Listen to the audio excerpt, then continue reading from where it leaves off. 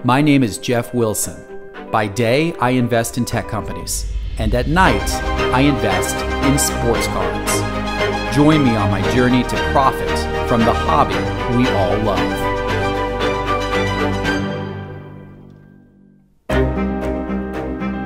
Well, hello, and welcome to another episode of Sports Card Investor, and I am excited about this episode today. We are a month out from football season starting. And I love football.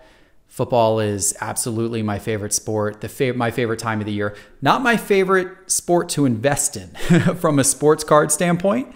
I like basketball a lot better from a sports card investment standpoint. But I love watching football, and I do enjoy football cards, even though sometimes they can make tricky investments. So today, we're going to spend a little bit of time talking about football cards, and particularly this year's rookie quarterback class and how I am deciding how to approach this quarterback class from an investment standpoint, what the data is telling me, and some tips that I have that hopefully you will find helpful when figuring out what rookie quarterbacks to invest in. Because let's be honest, picking what rookie quarterbacks are going to be successful is one of the hardest things to do in all of sports. Nobody really knows, and I'm talking about the best personnel people in the world that work for these NFL teams, the best scouts, the best general managers. They really don't know what quarterbacks are going to be successful and which ones aren't. A lot of people romance about the quarterback draft class of 1983. That is like considered to be historically the best quarterback draft class ever. And that was the one, of course, that produced Dan Marino, that produced Jim Kelly, and that produced John Elway. Those three guys were all drafted that year. And of course, all three went on to be amazing Hall of Fame quarterbacks. But what people forget is that drafted in between those guys were Todd Blackledge, who never saw the Pro Bowl. In fact, had barely any of an NFL career. Tony Eason was also drafted. So Blackledge was drafted a little bit after Elway. Elway was the number one pick, but Blackledge was drafted before Kelly. In fact, 7 picks before Jim Kelly, and then many picks before Dan Marino is when Todd Blackledge was drafted. And then Tony Eason was taken 1 pick after Jim Kelly and 12 picks before Dan Marino. And then you also had Ken O'Brien, who was also drafted before Dan Marino. So while that was the best draft class for quarterbacks, you had as many busts as you had great Hall of Fame picks in the first round of that draft. And people forget that. And so that just shows you that the very best personnel people in football can't decide, as a rookie, if Dan Marino is going to be any better or any worse than Todd Blackledge, Tony Eason, or Ken O'Brien, right? And that is the problem that all of us face when deciding what rookie quarterback cards we want to buy before we have seen these guys play very much. So I have actually traditionally stayed away from buying the cards of rookie quarterbacks for this reason. It's really difficult. But this year, there is some new data which might help us determine who some of those quarterbacks are that we should be buying. 538, which is a website run by Nate Silver, owned by ESPN. I am a big fan of their statistical analysis of all sports. I found it to be very accurate. They, whenever they come out with a new study, a new statistical way of approaching things, I take it pretty seriously.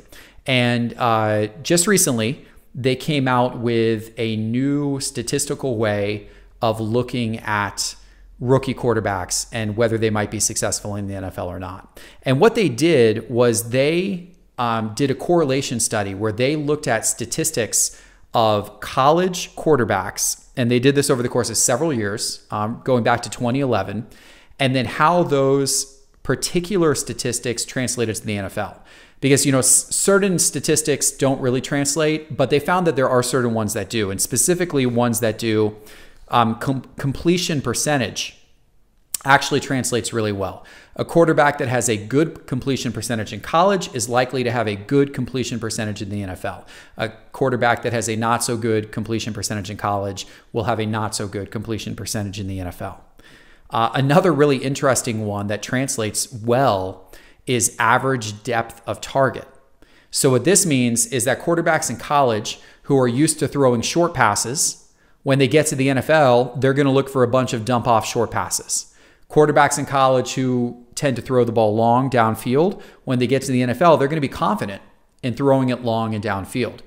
That may seem obvious, but that's a really important thing to look at. You know, did a quarterback throw a lot of short passes in college, or did he really throw it down the field? Because if he threw a lot of short passes, that probably, even if his numbers were great, if his numbers were great on the back of a lot of short passes, that's probably not going to translate to him being a prolific quarterback in the NFL. And truthfully, my very favorite quarterback of all time, Tim Tebow. I'm a huge Florida Gator fan. If you can't tell, you know, from some of the stuff behind me, huge Florida Gator fan, huge fan of Tim Tebow. But Tim Tebow threw a lot of short passes in college. You know, he benefited from having Percy Harvin and Chris Rainey and some of these other, you know, speedster guys who he could dump the ball off to, and then they could take off running. And it made his passing numbers look really good, but his passing numbers were on the back of a lot of really short passes. And that element didn't translate particularly well for him to the NFL, right? And so that's something that we can look at with all of these quarterbacks. And ESPN listed out several other statistics which have some correlation as well. So they then, based upon those statistics, they put together a formula, and then they adjusted it for competition these players faced in college and that type of thing to start to predict NFL success. The formula that they came up with is not perfect. It, for example, had Johnny Manziel rated as one of the absolute best college quarterbacks who they thought was going to translate into an NFL star. Obviously, that didn't happen for Johnny Manziel. Now, granted, he had a lot of issues off the field, and so it may not have, you know, in his case, have been a talent issue. But they had some other quarterbacks on there as well who, like, they had Jameis Winston rated extremely well. And, you know, he's obviously still an NFL quarterback, but hasn't lived up to that promise yet in the NFL. So it's not a perfect formula by any means, but it's better. It's a better formula than what it would look like if I was just picking rookie quarterbacks out of this quarterback class. And it's a better formula than, honestly, what most general managers are able to do.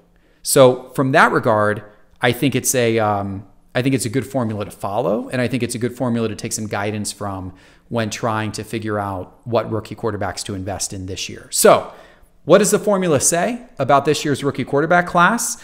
The number one quarterback in its rankings, probably no surprise, Kyler Murray, right? It thinks that Kyler Murray, who was, of course, the number one pick in the draft, it thinks that Kyler Murray has a 97% chance of going on to be a successful NFL quarterback. The next few are a little bit more surprising. Will Grier is in the number 2 slot. And a lot of people think Will Grier's got a good chance of an NFL career, but he wasn't a top 10 pick by any means. And he is in the number 2 slot with a 90% chance of NFL success. And then Ryan Finley is in the number 3 spot. Ryan Finley, I believe, was a 4th round draft pick out of Wisconsin. He's in the number 3 spot with a 78% chance of success. And Jordan Ta'amu he was not drafted. He was a quarterback out of Ole Miss, not drafted. I believe he has been signed since then, maybe by the Raiders, I'm not sure. But he is in 4th place with a 72% chance of NFL success. And then finally, Dwayne Haskins is the only other quarterback who has a greater than 50% chance of NFL success, and he is sitting at 63%.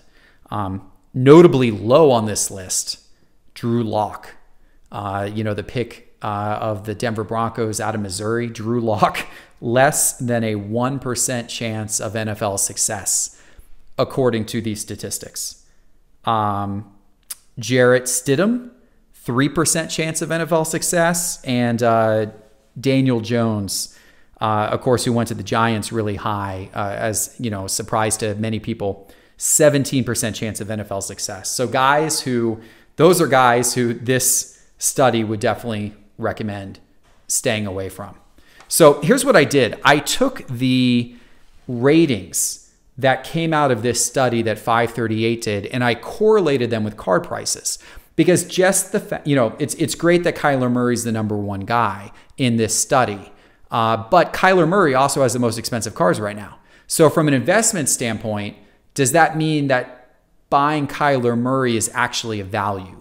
Does that mean that buying Kyler Murray actually gives you a good chance of being able to appreciate on your investment? And my answer is actually no. Some of the other guys I mentioned are a lot better value. So what I did was I took the card prices that these guys are selling for. I looked at the average eBay sales price of Contenders Draft Picks college ticket autograph cards. Contenders Draft is a popular set. There's not a whole lot of sets out thus far that feature these guys. So I decided to use Contenders Draft, and I specifically look for the college ticket cards, and I look for autoed versions of the college ticket cards, not numbered, not like cracked ice or anything like that. And I used that as my baseline. And then what I did was I took their card prices, and then I looked at the probability of them being successful. And then I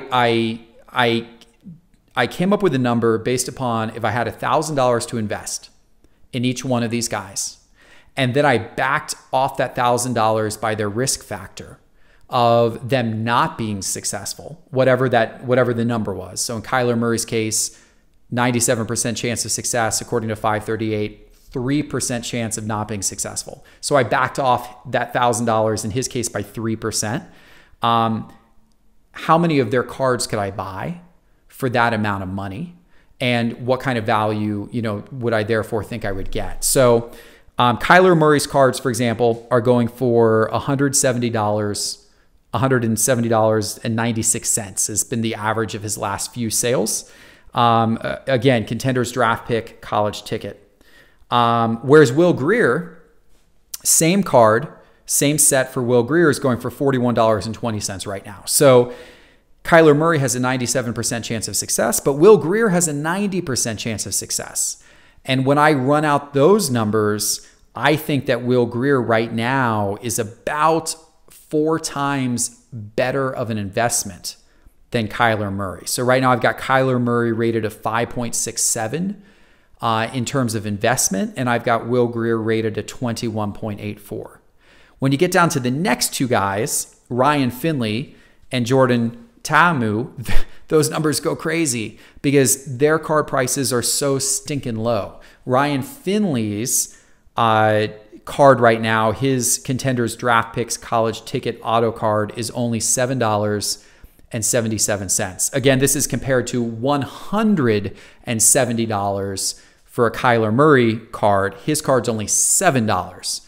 And so, from a value standpoint, he still has a 78% chance of NFL success, according to 538's data. I put him at a value rating of around 100, whereas I had Kyler Murray's a value rating of 5.67. And then Jordan Ta'amu, his cards are only $4. And he's got a 72% chance of NFL success. Now, this is, of course, assuming he, signs and sticks with the team, but that would put his value rating up at 182 using this same formula. And then finally, Dwayne Haskins, not a value. Dwayne Haskins cards are going for $163.75. So almost as much as Kyler Murray's cards.